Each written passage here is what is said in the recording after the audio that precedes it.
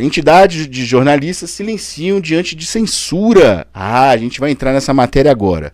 Tá, mas antes de a gente entrar nessa matéria, pessoal, eu vou agradecer a presença de todos os senhores, tá bom? E vou também pedir para que os senhores, agora nesse momento, tá, possam aí dar um like, se você não deu um like, compartilhar nossa live, porque a gente vai entrar agora no assunto mais cabeludo ainda, tá? Que agora a gente vai entrar no assunto sobre o Gilmar Mendes, tá bom? E aí vocês vão ficar agora de cara. Vocês vão ficar de cara como eu fiquei. Eu acho que vocês vão ficar tão de cara quanto eu. Eu vou trazer aqui para os senhores. Deixa eu só voltar aqui na nossa tela. E a gente vai já entrar nesse vídeo aqui, olha.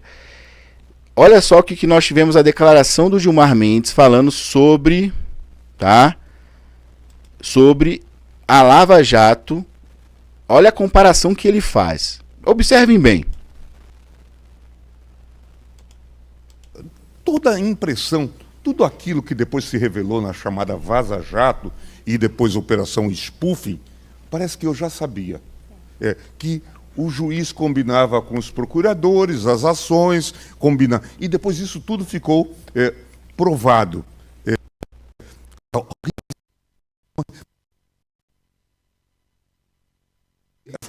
Uma vantagem da gente envelhecer lendo é que a gente acaba ganhando essa capacidade de adivinhar, não é?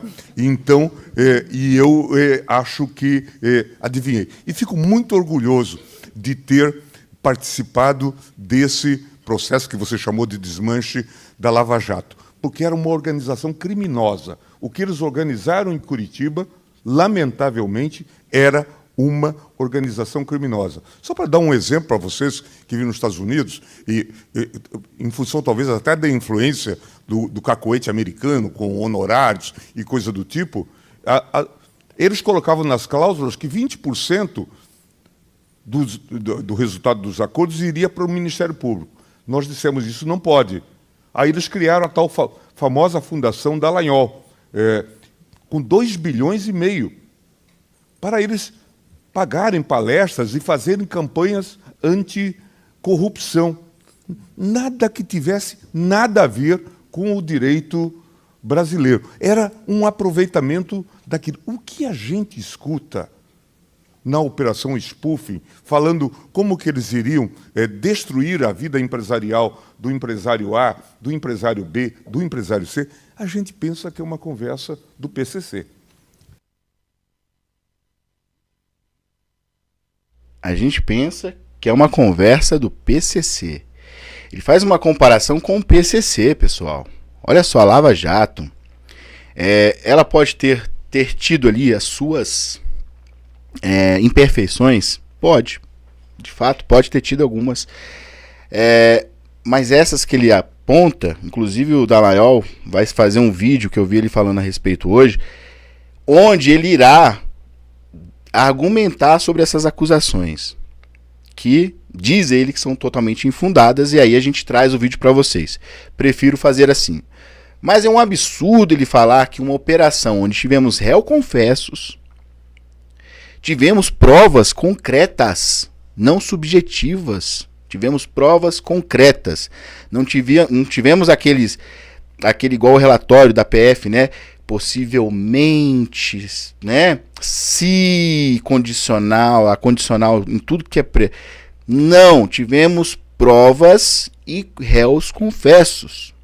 Mas o ministro, este ministro, que é o seu ministro, tá, do Superior Tribunal Federal, compara uma operação daquele nível, tá, que primeiro tivemos aí, olha, ela foi uma operação do qual ela foi anulada por uma questão, primeiro que era o papo deles, né? Por uma questão de competência e jurisdição, tá? Competência e jurisdição. Mas ele insiste em dizer que é uma operação criminosa. Mas tudo bem, vamos lá. Tudo bem porra nenhuma, né? Me desculpem. Não tem nada de tudo bem. Mas vamos lá, tá? E aí, ó, a gente sabe muito bem, antes da gente iniciar aqui, o escândalo todo, tá? Que envolve, inclusive este que estava vos falando agora. Eu vou trazer para vocês aqui, mais uma vez, porque não sou eu que falei, eu vou trazer aqui quem fala é ele, né? Aí, ó, ele tá na tela e ele vai falar para vocês o que ele acha sobre esse pessoal. E o Supremo? O Supremo no Brasil continua funcionando na Constituinte de 88? Deixa eu falar uma coisa para você, querido. O Supremo lá também continua funcionando. Se a juíza renunciou, é problema dela. Por que será que ela renunciou? Porque a verdade é o seguinte, tem corrupção no Poder Judiciário. Eita porra. Agora se explica, Lu. Aí ficou gravado. Está livre de investigação. Então fecha. Não fecha. Nenhum poder está livre de investigação. CPI do Poder Judiciário. Nenhum poder está livre de investigação. Então, por isso, tá?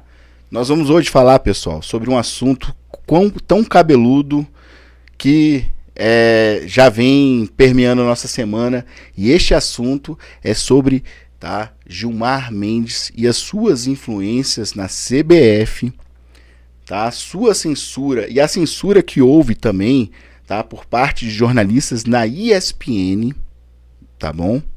E traremos também aqui, pessoal, sobre a filha do Gilmar Mendes, que trabalha no TCU, isso, em um cargo importantíssimo, e vocês vão saber aqui com detalhes que cargo é esse e quais são as suas atribuições e o que isso tem a ver com Gilmar Mendes.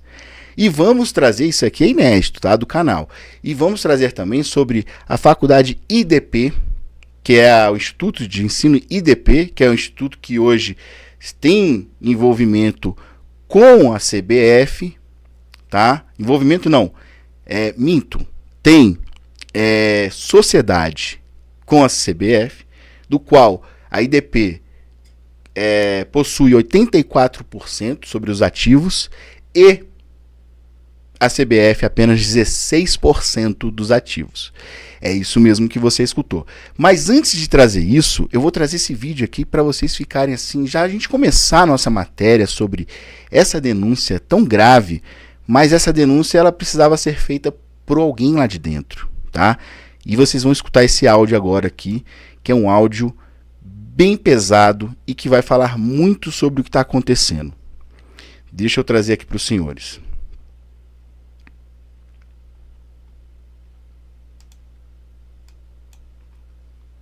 Hoje no mundo político, dá pra gente dizer hoje quem é a pessoa mais influente na CBF? Sim, hoje eu digo assim, sem medo de errar, que é Gilmar Mendes. Várias pessoas que eu entrevistei para essa reportagem me disseram que hoje, na prática, quem manda na CBF é o Gilmar Mendes e o filho dele, Francisco Mendes, que inclusive tem um cargo na FIFA. Que beleza, hein? Ele hoje tem um poder muito grande dentro da CBF, porque depois da liminar, o IDP ele começa a avançar dentro da CBF, ele começa a conquistar cargos dentro da CBF, e nós contabilizamos pelo menos 6 cargos de diretoria da CBF, que são ou de gente que era do IDP, ou gente indicada pelo IDP. Inclusive, eles abrem um escritório em Brasília, no ano passado, cujo diretor é uma pessoa indicada também pelo Gilmar Mendes e que agora, na reeleição, 2-3 semanas atrás, virou um dos vice-presidentes da CBF. O Gilmar Mendes tem uma vice-presidência hoje, uma das 8 é dele, na prática. Enfim, isso eu acho que me chama muita atenção, né? Ministro do Supremo Tribunal Federal comandando a CBF. Não só a sua. É aquilo, ninguém vai fazer uma acusação irresponsável aqui, mas se isso não for... Olha só, o que eles falam. Ninguém é doido, ninguém é maluco, tá? Observem, pessoal, ninguém é maluco de falar sobre esse pessoal do STF sem algo que seja de fato plausível. A gente sabe que essa turma aí, as pessoas têm medo, essa é a verdade, as pessoas têm medo desses caras. Então olha só o que ele fala. Ninguém é irresponsável de falar um assunto desse e uma acusação tão grave como essa. Vamos lá que vocês vão entender, vocês vão ver que esses caras aí, eles não são da direita, tá? Não são. Isso é até bom. Vocês vão ver aí. É até bom porque mostra que é um assunto que ele já saiu do controle, que não tem essa questão de mais de política, é uma questão de moral. É uma questão moral. É uma questão que vai nos acender diversas ideias e diversas questões, do qual, por exemplo, essa que eu trouxe agora, que poderia ser justificada por uma anistia, tá? A comoção social que esse tribunal e estes criaram no país vai agora corroborar com tudo isso. Olha só. O esquema, eles podiam ter se esforçado mais para não parecer um esquema, né? Uma aula sobre funcionamento da política no Brasil e relação com o futebol, enfim. E tudo muito ecumênico, né, Fernando? Muito ecumênico. Tem o Arthur Lira, tem o PCdoB, tem todo mundo. PSD. Jacques Wagner. É a frente ampla. O Edinaldo conseguiu a verdadeira frente ampla. Já não bastava a camisa amarela ter sido sequestrada por esses fascistas. Não consigo nem olhar a camisa amarela, que já... Aí, ó. Vocês estão vendo que não é da direita? Olha só, tá? Isso é bom. Isso é bom porque a gente vê que tá isento de questões políticas, tá bom? Nesse momento, isso é bom pra gente poder também deixar a coisa mais neutralizada. E a gente vê que eles estão assim, olha... Cara, tá errado isso. Me dá vontade de sair correndo. Ainda tem esse complemento. Agora, não devemos ser muito otimistas, né, Alan, a respeito de providências políticas que podem ser tomadas para dar a esse sujeito, não vou dizer o mesmo destino do Bolsonaro, mas pelo menos destituir ele da CBF. Não, Fernando, eu também não tenho nenhuma perspectiva de que isso vai acontecer. O sistema é muito fechado. Quem deveria fiscalizar a CBF são as federações estaduais que replicam os mesmíssimos esquemas, os mesmos malfeitos da CBF. Então, assim, é feito para atuar dessa maneira. Ele foi construído para ser um sistema fechado e imune à investigação, né? E os clubes parece que também não querem, né? A impressão que dá. Não querem. Inclusive, o que me chamou a atenção, na segunda-feira, o Paulo Vinícius Coelho, jornalista do UOL, PVC, famoso PVC, um dos maiores jornalistas esportivos do Brasil. Exato. Ele entrevistou ao vivo o presidente do Sport sobre os erros da arbitragem do jogo do Palmeiras contra o Sport no dia anterior, em que houve um pênalti marcado para o Palmeiras inexistente, né? Isso acho que é um pouco consensual. E o PVC, enfim, depois das primeiras perguntas, aquele chororô do Cartola e tal, o PVC falou, olha, mas o senhor votou no Edinaldo, o senhor votou para que essa situação permaneça dessa maneira, porque, entre outras coisas também, na reportagem a gente trata dos cortes de recursos para arbitragem. Sim, exato. Eles tiraram o dinheiro da preparação de árbitro para dar 215 mil reais, entre outras coisas, para o presidente da Federação do Amapá.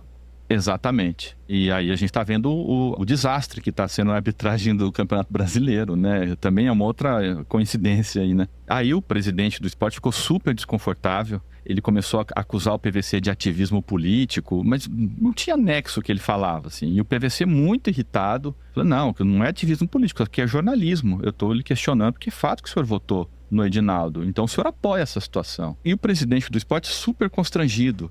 Mas ele não criticou o Edinaldo. Ninguém critica o Edinaldo. É incrível. E aí uma outra característica também da personalidade do atual presidente da CBF, ele é uma pessoa muito perseguidora, ele não tem limites para se vingar das pessoas que ele julga serem os seus inimigos e tudo mais, e ele impõe um medo terrível no ambiente de trabalho da CBF, ao ponto do pessoal, funcionários da CBF, chamam a sede da CBF de Coreia do Norte.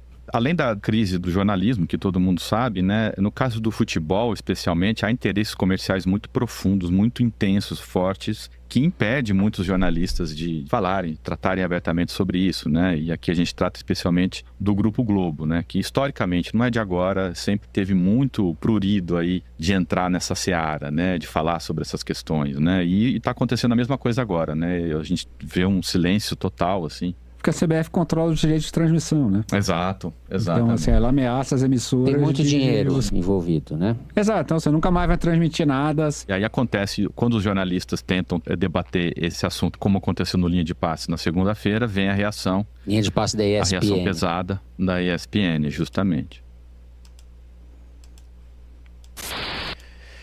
Pois é. Vocês viram aí que pesado, envolve muita grana, e óbvio que a gente sabe que os porta-vozes do governo, né, que é a Globo, CNN, toda essa galera aí, eles ficam caladinhos. Eles ficam caladinhos porque não convém a eles falar nada, absolutamente nada, simplesmente fazer o que eles estão fazendo lá, ganhando o seu e podendo retransmitir, porque isso quanto que isso não dá de dinheiro, de patrocínio, né? De propaganda, tá? Nesses horários onde tem jogos. É uma grana altíssima, a depender do jogo, tá? E sempre é muito alto, tá? Eu vou falar para vocês que é muito alto. Eu sou da área de publicidade, então empresas, tá? Que vêm ali anunciar naqueles horários, nesses jogos, é uma grana altíssima envolvida nisso tudo. Você acha que eles vão perder? Você acha que eles vão falar alguma coisa? Eles se calam. Aí é onde eu falo. Já não tem mais moralidade, não tem ética, não tem porra nenhuma. É somente dinheiro envolvido, tá? Dinheiro. E olha só, para quem não tá entendendo, eu vou ter que trazer a matéria aqui para quem não entendeu, e vocês vão entender, tá? Aonde está situado aqui o Gilmar Mendes, o seu filho, que é o diretor do IDP, tá bom? Então vocês vão entender aqui, para quem não tá entendido, tá? Eu vou trazer agora para os senhores. Deixa eu só abrir aqui para que eu possa acompanhar a matéria aqui com vocês.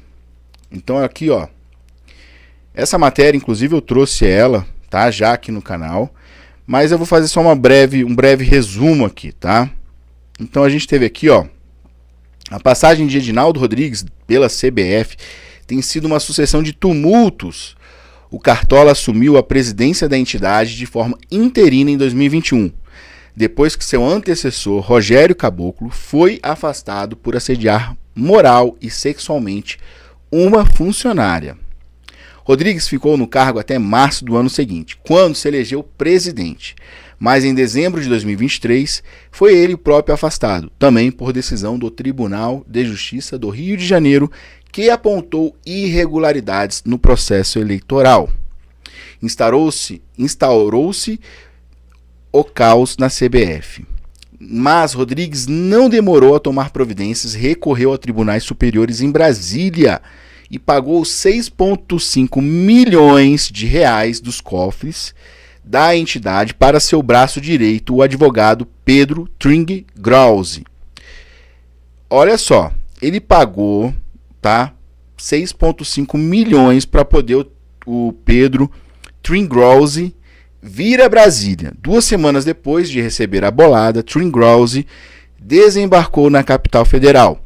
A situação estava complicada para Rodrigues. Os escritórios de Brasília, entre os quais o de Rafael Barroso Fonteles, que é o sobrinho do ministro Luiz Roberto Barroso, presidente do STF, olha só, ele já tinha ido para o tribunal do sobrinho do ministro, de um dos ministros. Você vê que todos os ministros, eles têm escritórios nas suas adjacências da vida, né? Ou é esposo, ou é sobrinho, ou é filho, mas eles têm um escritório. E engraçado como esses escritórios, eles atuam no STF, né? É muito engraçado, não, né? Aí, olha só, a situação estava complicada para Rodrigues, né? Então ele foi até o escritório do Rafael Barroso, parece que já tinha perdido numa causa, tá bom?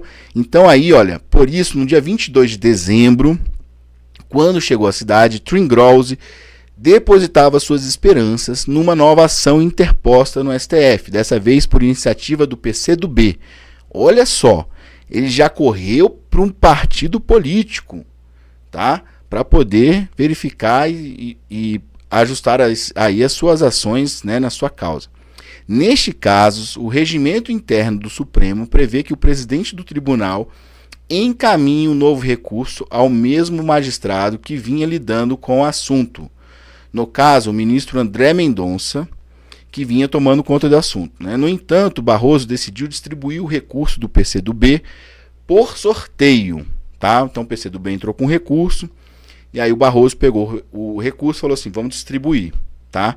E aí, por obra do destino, né, como um piscar de mágica, o julgamento do recurso caiu nas mãos de quem? Ministro Gilmar Mendes. Foi uma dádiva, a reportagem que não paga, foi uma dádiva. Desde agosto de 2023, o ministro tem relação direta com a CBF.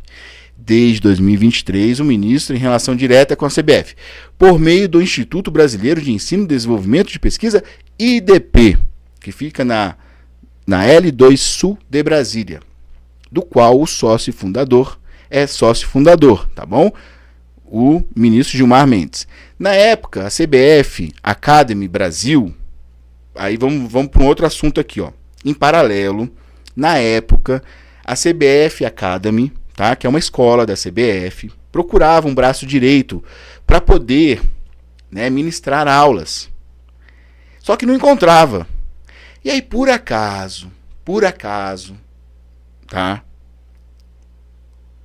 o advogado Tringrose, que estava assumindo o caso do Rodrigues, que pagou 6,5 milhões das entidades para poder vir a Brasília e tomar conta disso e falar assim, você vai ganhar com 6,5 milhões, você tem que ganhar. Você vai ganhar a causa, seja o que Deus custar, seja o que custar. Pagou lá 6,5 milhões do advogado. Aí o advogado veio para Brasília. Aqui em Brasília, o Tringrose reuniu-se com Francisco Shelter Mendes. Quem é Francisco Shelter? Francisco Skertel Mendes. Francisco Skertel Mendes é o filho do Gilmar Mendes, diretor-geral do IDP. É isso mesmo. E aí eles conversaram, ficaram amiguinhos, tudo deu certo entre eles. Ele então ali, olha o que aconteceu. Entenderam-se bem, em agosto o contrato, eles assinaram um contrato, porque aí juntou essa necessidade que a CBF tinha do Academy, né, de fazer uma junção ali com o IDP, que é um instituto de ensino. E aí deram tudo certo, já um negócio que já era, já era jurídico, já virou comercial. Aí olhem bem o que aconteceu. Aí o Gilmar Mendes, tá? Ministro Gilmar Mendes, ele toma conta desse caso. Aí o filho dele fez um acordo com o Tringrose nesse processo comercial, onde o IDP ficava com 84% da receita, tá bom? Da CBF Academy, e que era mais ou menos 9,2 milhões na época, e a CBF ficava apenas com 16% só. Então foi o negócio mais lucrativo que ele pode ter feito na vida, né?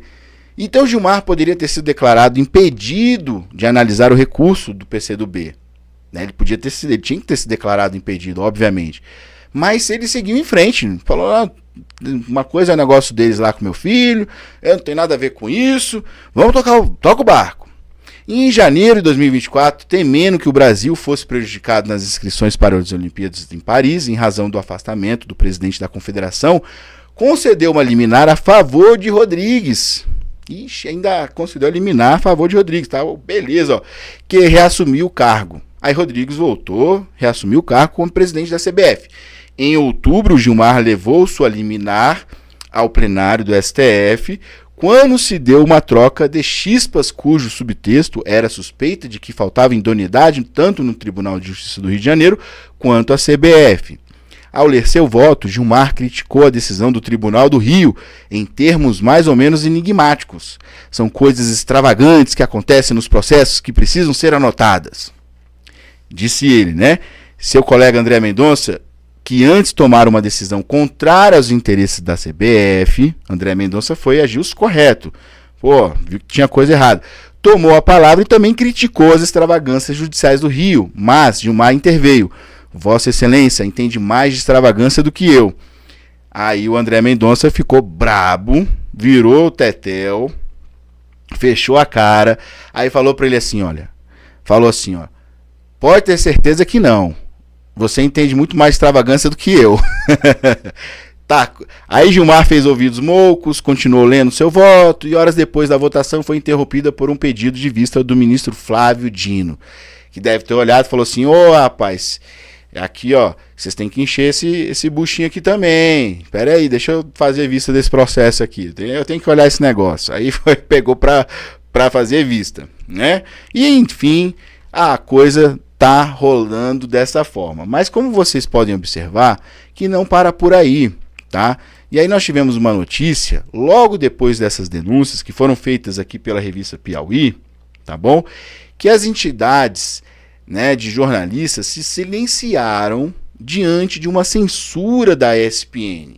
As denúncias de gastos considerados abusivos da presidência da Confederação Brasileira de Futebol, CBF, vou trazer aqui para os senhores aqui. Eu vou passar aqui para outra tela, até esqueci. Deixa eu colocar aqui para os senhores. Na notícia, ó, da R7, tá? E aí, pessoal, olha só o que aconteceu aqui. Olha onde nós chegamos, né? Onde nós estamos. É uma coisa de louco, né? País de doido. Então, as denúncias de gastos considerados abusivos da presidência da Confederação Brasileira de Futebol trouxeram futebol. Tivemos aqui, então, ó, as denúncias de gastos considerados abusivos da presidência da Confederação Brasileira de Futebol, CBF, trouxeram ao futebol brasileiro um clima de medo, depois da reportagem da revista Piauí, intitulada As Extravagâncias Sem Fim da CBF, que é uma outra matéria, tá? Foi publicada críticas à atual gestão e ficaram ainda mais intensas. E aí, pessoal, esses jornalistas, tá? Foram 6 afastados, e o que nós sabemos até agora, tá? É que esses jornalistas, né? Nenhuma entidade falou mais nada a respeito. E aí a gente fica com aquela coisa, né? E a gente já está tendo as denúncias de que quem manda na CBF, tá? Quem fala isso, vocês viram os jornalistas falando, quem manda na CBF é o próprio, tá? É este que aparece na tela para vocês. Quem disse isso foram os jornalistas, tá bom? Não sou eu falando. Que quem manda na CBF é ele. E ele, enfim, é quem dita como as coisas vão ser e como vão apitar o jogo. E aí, pessoal, eu fui mais longe ainda para a gente averiguar. É por isso que é necessário, tá? Como ele mesmo falou, que era necessário, como o Lula falou, né, na verdade, que era necessário averiguar, né, os ministros também do judiciário, ter, tá, sim, uma investigação a respeito. Isso é um ponto que agora merece a atenção da sociedade, porque é algo que sai completamente da curva, tá? Se já estava tudo fora da curva, esse aqui então, meu irmão, virou do avesso. E olha só isso aqui, ó. Olha bem isso aqui, pessoal. Eu vou trazer esse aqui para vocês aqui, olha, inédito. Olha só. Inédita, tá bom? Essa reportagem aqui, ela vai ser inédita do canal. Vocês não vão ver em lugar nenhum, mas vocês vão saber quem é e aonde estão seus familiares, né? Olha só, o papel do STF aqui, olha, o Gilmar Mendes, né? O Tribunal de Contas da União, TCU, tá? É um órgão independente autônomo do Poder Legislativo brasileiro, responsável pela fiscalização e controle da aplicação de recursos públicos federais. Grana, dinheiro. Sua função principal é garantir que o governo federal, incluindo suas diversas esferas e entidades, utilize os recursos de forma eficiente, transparente, conforme a legislação vigente, tá? Explicado isso, vamos para agora aqui, olha, falar sobre a atuação do TCU. Abrange várias áreas, incluindo fiscalização da execução orçamentária e financeira, tá? Auditorias de contas públicas, tá bom? O órgão realiza auditoria em órgãos e entidades da administração pública federal para garantir que os recursos sejam aplicados de forma adequada. Controle de licitações e contratos. Vamos lá. O TCU, ó, para vocês entenderem o que é o TCU. TCU supervisiona as licitações e contratos firmados pelo governo federal. Análise de convênios e transferências de recursos, beleza. Emissão de pareceres, o TCU emite pareceres técnicos sobre contratos, contas do presidente da República, que são submetidos ao Congresso Nacional, beleza? Responsabilidade fiscal, o TCU contribui para o cumprimento da Lei de Responsabilidade Fiscal, exatamente. A atuação em casos de irregularidades, quando são identificados, né? Também ela atua nesses casos. Mas aí, olha, Gilmar Mendes, a gente sabe muito bem que ele foi nomeado como ministro do Supremo em 20 de junho de 2002, pelo então governo de Fernando Henrique Cardoso, tá? E aí, olha, desde então ele tem se destacado como uma figura influente no judiciário, uma longa trajetória com decisões marcantes, alarmantes, que envolvem críticas, tá, da população. A sua filha, Maria Fernanda Mendes, atua no Tribunal de Contas da União, um órgão fundamental para a fiscalização da aplicação de recursos públicos no Brasil. Ela ocupa um cargo de auditora de controle externo, uma posição estratégica para assegurar a legalidade e a eficiência dos gastos públicos. Olha onde ela está, olha o papel que ela está. É um papel importantíssimo, um cargo de extrema importância, além de garantir o cumprimento das normas e regulamentos dos órgãos do governo. Sua função exige uma elevada capacitação técnica e habilidade para lidar com questões complexas relacionadas ao controle financeiro no setor público. Maria Fernanda, filha de Gilmar Mendes, foi nomeada para o cargo em comissão no TCU, o que significa que ela ocupa uma posição de confiança, sem a necessidade de concurso público. Cargo em comissão no serviço público são atribuídos com base em critérios de confiança e competência, sendo fundamentais para um bom funcionamento da administração pública, uma vez que impactam diretamente a forma como a gestão pública é fiscalizada e organizada. O salário médio de um auditor de controle externo do TCU varia entre 15 mil e 20 mil mensais. Isso por baixo, dependendo da experiência e o tempo de serviço, tá? O cargo que Maria Fernanda ocupa é de extrema importância, pois as auditorias realizadas têm um papel crucial na manutenção da transparência e na garantia que os recursos públicos sejam utilizados de maneira ética e eficiente.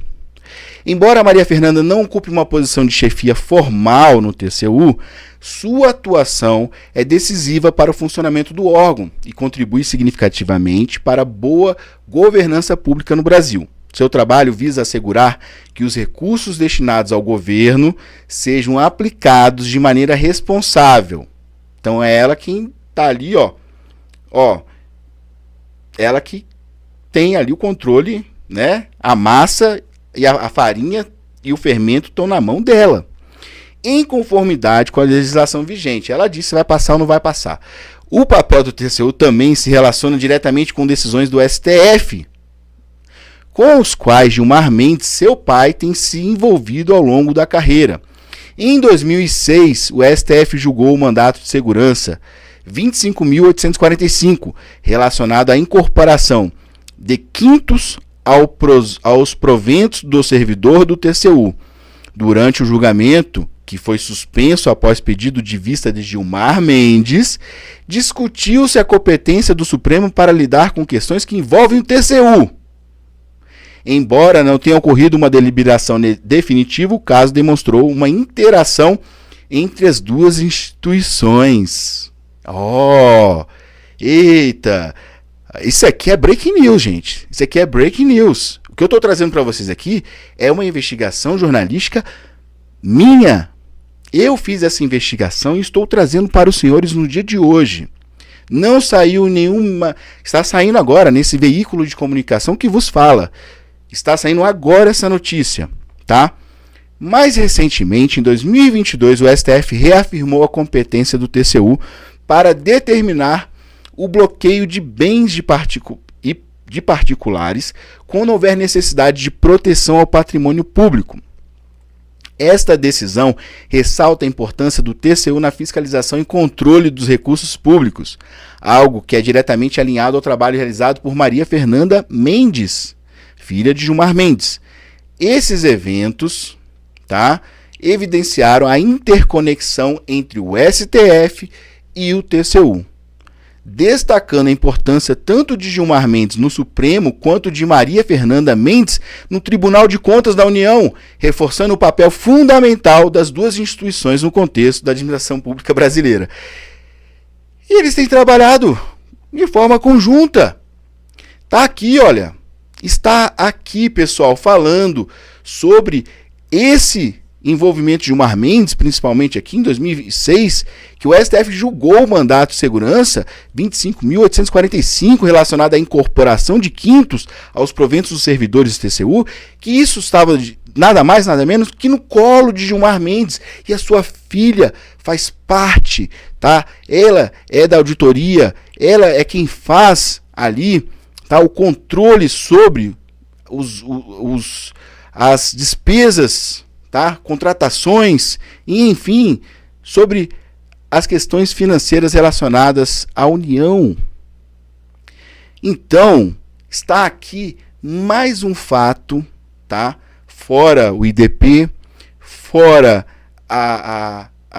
essa questão judicial que envolve o presidente da CBF e envolve a relação comercial do IDP de seu filho Skertel Mendes com a CBF Academy, onde 84% dos ativos ali são do IDP e 16% da CBF.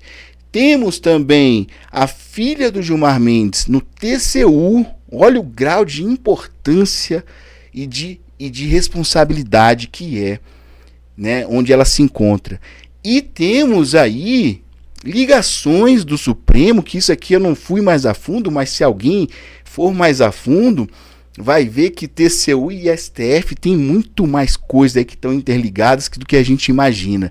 É que eu não tive esse tempo para fazer essa investigação mais profunda, mas já sabemos que a filha dele está neste cargo, tá? Ocupa esse cargo, e sabemos que o STF e Gilmar Mendes em data pretérita teve aí, né? Teve de fato envolvimento direto com o TCU nas suas atribuições como ministro do Supremo Tribunal Federal. É grave, isso é gravíssimo. Isso é gravíssimo. Precisamos que isso seja apurado pelas autoridades. Essa denúncia é gravíssima.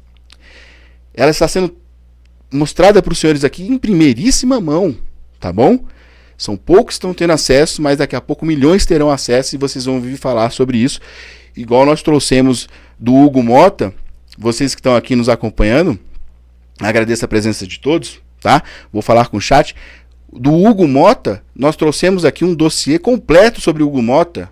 Depois vimos o que aconteceu, né? Vocês souberam, ficaram sabendo de primeiríssima mão o que estava envolvido na vida pregressa de Hugo Mota e sua família no sertão da Paraíba, em Patos, a 300 quilômetros de João Pessoa. Eu trouxe para os senhores essa matéria completa, todos os indícios, todas as denúncias, e os senhores tiveram acesso, que hoje são as que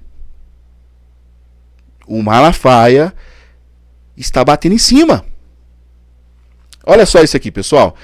Vamos falar aqui com o chat, pessoal? Dá um respiro agora. Muito obrigado a presença de todos, viu?